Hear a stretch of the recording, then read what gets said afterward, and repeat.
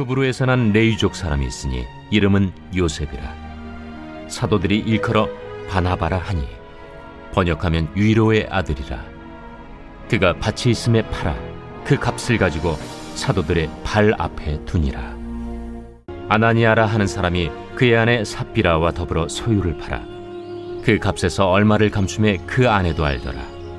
얼마만 가져다가 사도들의 발 앞에 두니 베드로가 이르되, 아나니아야, 어찌하여 사탄이 내 마음에 가득하여 내가 성령을 속이고 땅값 얼마를 감추었느냐? 땅이 그대로 있을 때에는 내 땅이 아니며 판회도 내 마음대로 할 수가 없더냐? 어찌하여 이 일을 내 마음에 두었느냐? 사람에게 거짓말한 것이 아니요 하나님께로다. 아나니아가 이 말을 듣고 엎드려져 혼이 떠나니 이 일을 듣는 사람이 다 크게 두려워하더라. 젊은 사람들이 일어나 시신을 싸서 메고 나가 장사하니라. 3시간쯤 지나 그의 아내가 그 일어난 일을 알지 못하고 들어오니 베드로가 이르되, 그 땅 판값이 이것뿐이냐? 내게 말하라. 예, 이것뿐이라. 너희가 어찌 함께 꾀하여 주의 영을 시험하려 하느냐? 보라, 네 남편을 장사하고 오는 사람들의 발이 문 앞에 이르렀으니 또 너를 메어 내가리라. 곧 그가 베드로의 발 앞에 엎드려져 혼이 떠나는지라. 젊은 사람들이 들어와 죽은 것을 보고 메어다가 그의 남편 곁에 장사하니 온 교회와 이 일을 듣는 사람들이 다 크게 두려워하니라.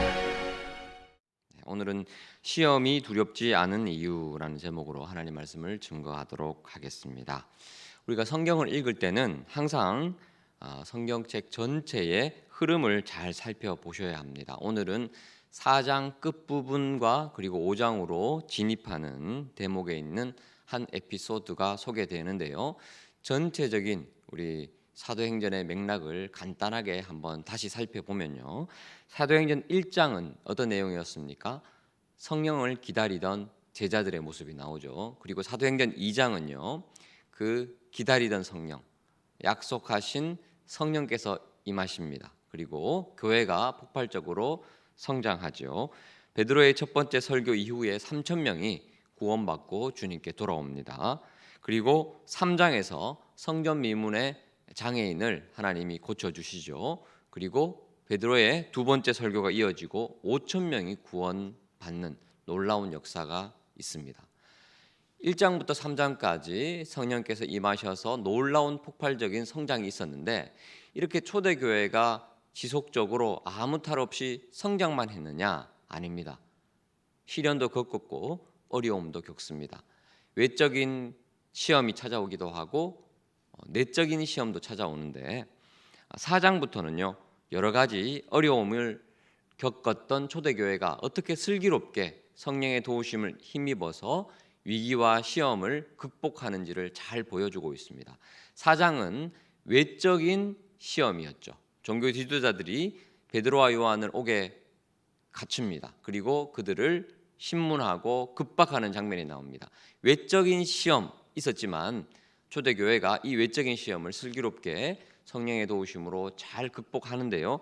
그 핵심이 우리가 4장 8절을 한번 보실까요? 어떻게 이 시험을 잘 이겼느냐? 4장 8절이 핵심입니다. 자, 같이 읽어보겠습니다. 4장 8절입니다. 시작.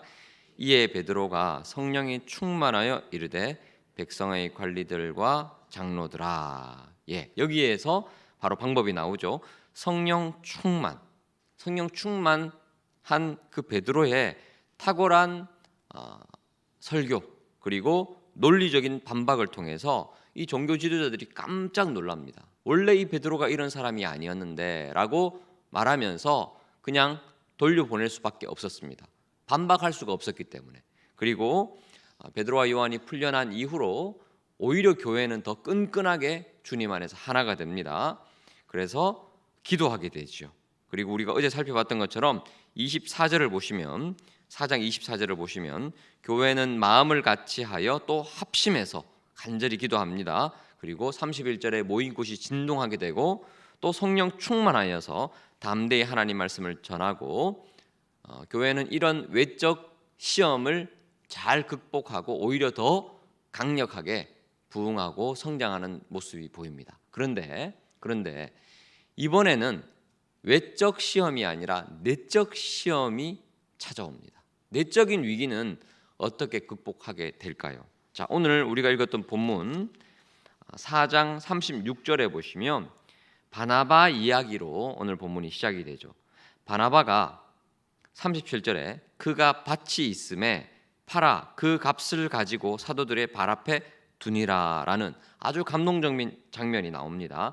왜 이런 이야기가 소개되냐 하면 어제 우리가 살펴봤던 말씀의 끝부분 32절부터 교회가 외적인 시련을 이기면서 더 하나로 결속하게 되죠.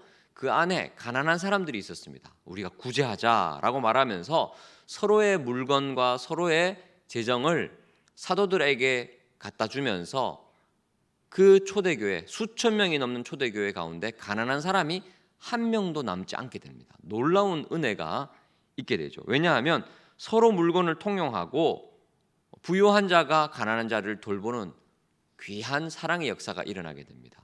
그 핵심 중의 핵심이 누구냐? 바로 바나바가 본을 보였던 거죠.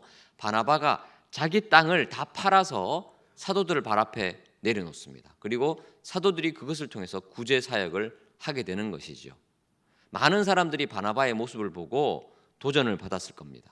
은혜를 받았을 겁니다. 이야, 나도 저 바나바처럼 주의 영광을 위해서 연약한 이들을 위해서 헌신하고 수고해야 되겠다. 그래서 수많은 사람들이 서로의 물건을 통용하는 참 사랑의 공동체가 되는 거죠. 그런데 대부분의 사람들이 바나바의 이런 모습을 보고 감동받아서 하나님께 영광 돌리면서 자신도 헌신하게 되는데 아나니아와 삽비라는 달랐습니다. 자, 5장 1절 보실까요? 아나니아라 하는 사람이 그의 아내 삽비라와 더불어 소유를 팔아 2절 그 값에 얼마를 감추매 그 아내도 알더라. 얼마만 가져다가 사도들의 발 앞에 두니. 겉모습을 봤을 때는 바나바의 행동과 똑같습니다. 자신의 소유를 팔아서 사도들의 발 앞에 뒀어요. 그런데 동기가 다르겠죠. 동기는 바나바와 전혀 반대입니다. 3절에 보시면 베드로가 이르되 아나니아야 어찌하여 사탄이 네 마음에 가득하여 네가 성령을 속이고 땅값 얼마를 감추었느냐.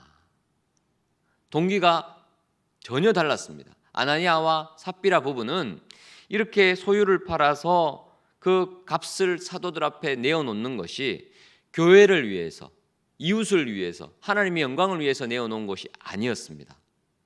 그 마음의 동기, 바나바의 인기, 바나바가 사람들로부터 받는 인정이 부러웠던 거예요. 야, 우리도 바나바처럼 소유를 팔아서 사도들 발 앞에 두면 우리 역시 사람들로부터 박수갈채를 받겠구나. 바나바가 이때 이후로 교회의 지도자로 급부성하게 됩니다. 그리고 나중에 살펴보면 바나바가 사도가 됩니다. 많은 사람들로부터 존경을 받습니다. 이 바나바의 본명이 뭐라고 기록되어 있죠? 36절에 보시면 원래 이름은 요셉입니다. 그런데 성도들이 너무 이 바나바로부터 위로를 받고 또 권면을 받고 도전을 받아서 아예 별명을 지어주는데 이 별명이 이름처럼 통용이 됩니다. 이름이 뭐라고요? 별명이 바나바인데 번역하면 위로의 아들이라.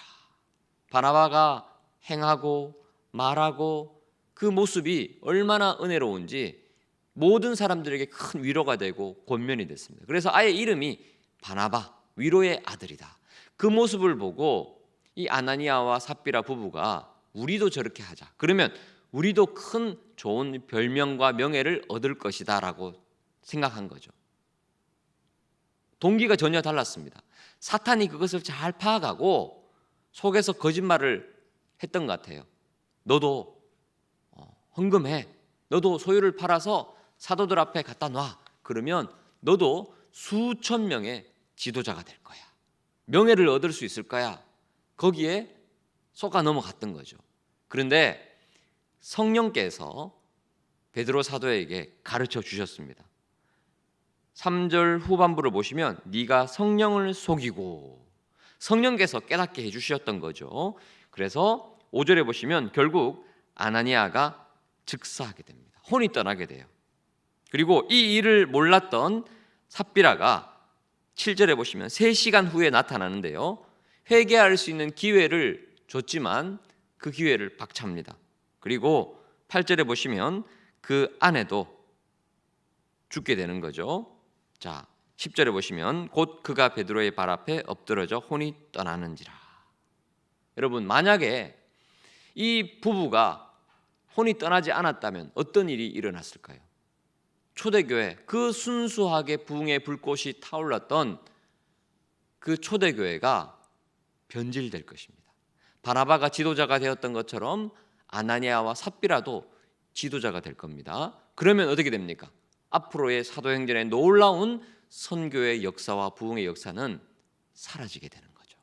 성령께서 이 시험을 극복할 수 있도록 베드로에게 깨닫게 하셔서 이 두 사람, 누룩과 같은 이 두 사람의 잘못을 없애버리시는 겁니다. 사탄이 공격한 것이죠. 그런데 성령께서 고아와 같이 초대교회 성도들을 버려두지 않으시고 그들에게 지혜와 능력을 주시어서 이 일 역시 잘 극복하게 하십니다. 11절, 결론적으로 이 일 이후에 어떤 일이 일어납니까? 5장 11절 말씀입니다. 같이 읽습니다. 시작. 온 교회와 이 일을 듣는 사람들이 다 크게 두려워하더라. 경건한 두려움이 온 교회 가운데 가득하게 됩니다.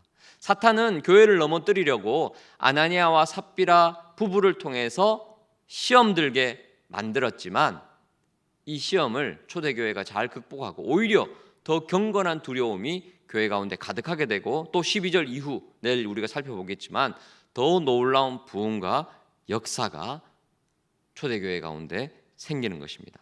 주 안에 사랑하는 성도 여러분, 사탄은 우리가 성장하고 부흥하는 것을 원하지 않습니다. 그래서 끊임없이 외적인 시험, 내적인 시험으로 우리를 공격합니다.